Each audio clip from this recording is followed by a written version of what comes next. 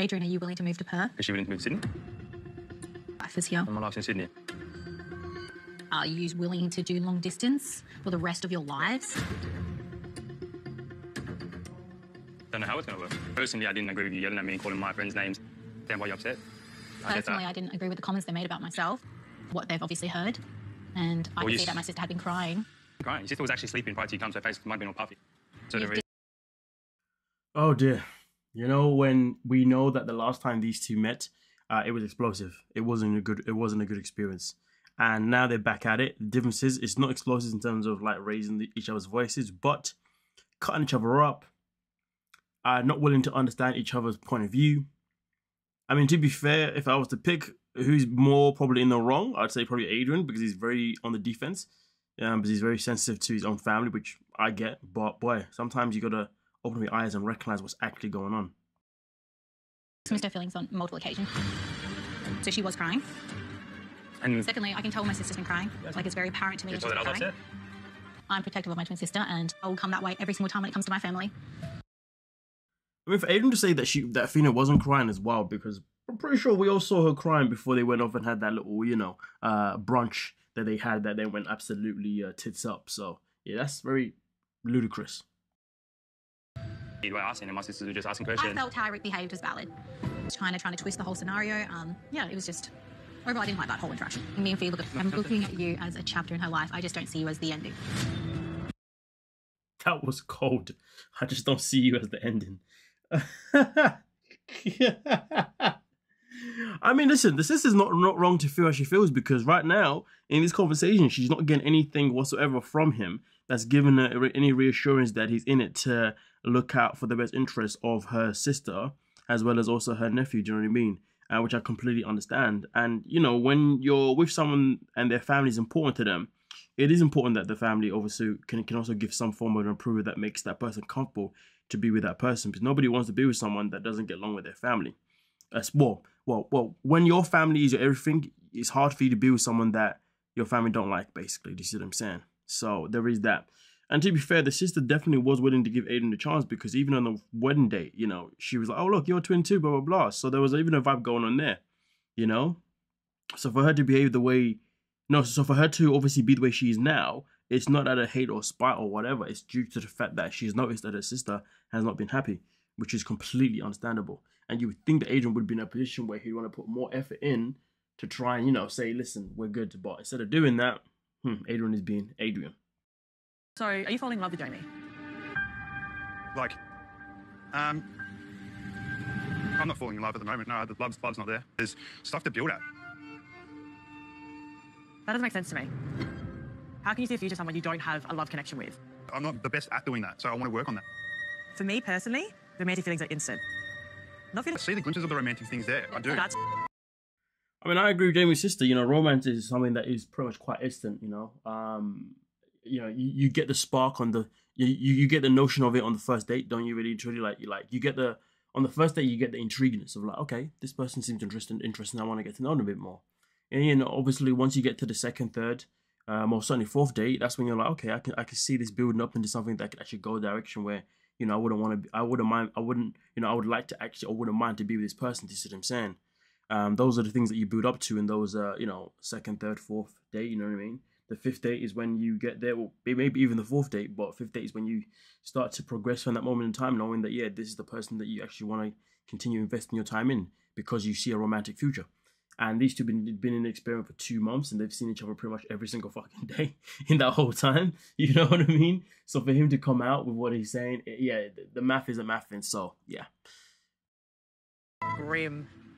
I want to live that game, and I feel like. How are you going to develop feelings for me? Think you're going to get there? I feel like it's show you that I can do this. I don't know. I've just obviously got like concerns. Anyone in the right mind would have concerns because he's not really saying much. That's reassuring. A lot of it is I don't know, I'll just figure it out, which you're not really at the stage where you can say I don't know or I'll figure it out because you're wasting someone's valuable time here. She could be out here matching with someone else, you know what I mean? Or just working on herself as an individual.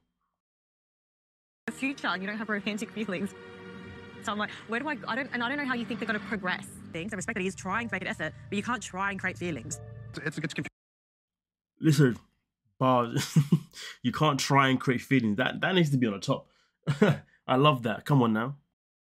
Confusing it is. I don't think it's confusing. I think it's really simple. Feelings, great respect for her, got a great love for her, not romantic. Feelings, great respect. And I think if you don't know by now if you could fall in love with her, I don't think you ever know. Really connected one. But I don't think you want to get her home and take. I mean, listen, Jamie's sister is brilliant, you know.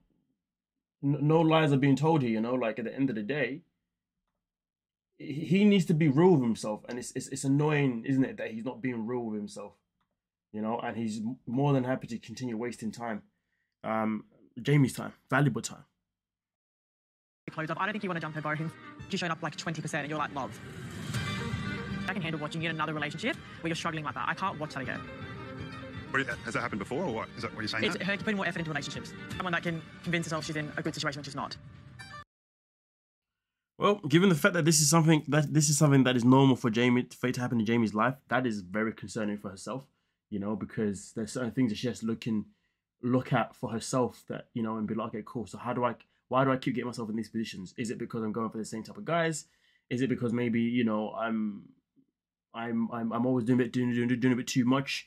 Or is it because I take too much control at the very beginning? I don't allow that person to take charge. You know what I mean? Because obviously, for most men, you know, you want to come into a woman's life and be able to take charge and show her that you can, you know, be there for her, look after her, all that kind of stuff. But if you're coming to a situation where the woman's already taking charge about pretty much everything and whatnot, yeah, that can be hard for some men to be like, okay, I'm actually falling for you.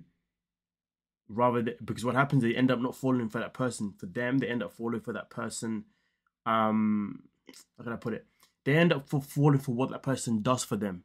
Do you see what I'm saying? So with men's emotions, you know, they fall for the fact that emotionally, men fall for what they can do for a woman and how a woman responds to it.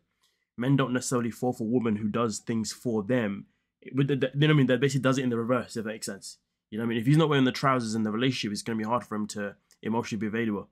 You know, if she's the one doing it from the very beginning, conducting this, conducting that, yeah, it's a bit of a sticky one. But not all men, of course. This just depends on the guy. But clearly, I think that could be one of her things that she's done in all of her dating life. You know what I mean? But I guess that's for Jamie to figure out. This is why I don't choose my bed, because it's a nice white duvet. The worst case scenario is that we're in Jackie's apartment and we're just chilling and we find something new to argue about. You know, Quite annoyed by him. Ryan, like, in his tone, he doesn't connect with me. He's not coming to my level. He's not picking up on the cues. Your beard isn't very manly. my beard. It's not very manly.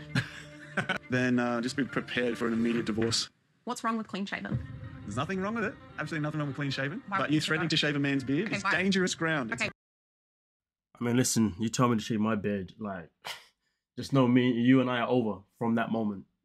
That's it. There's no looking back. Nah. Ain't no one telling me anything about my beard. Are you mad?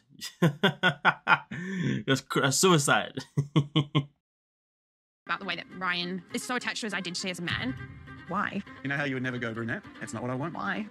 So now you're being a child preference, and you're entitled to every preference you want about your appearance. And I haven't tried to change it a single time. But you continually, This isn't a conversation about preferences. harass. Yes, it This is a is. conversation about Yes, why it you is. wouldn't consider being clean shaven. Badgered about my beard and be called a small brain either. So you're bullshit.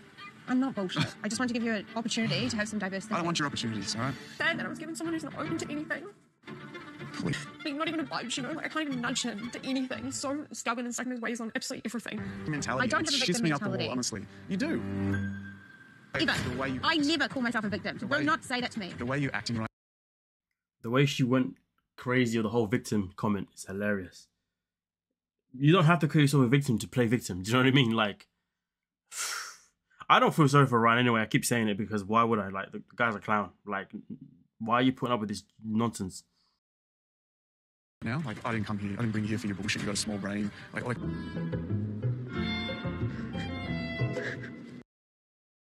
I still don't know why she started crying here. Like, they went out there. He offered to buy flowers. They got the flowers and whatnot, and then all of a sudden, boom, bam. I really don't even care to want to comment on this couple because Jackie is mind blowing, and Ryan feeding into it is just annoying. I'm leaving it there.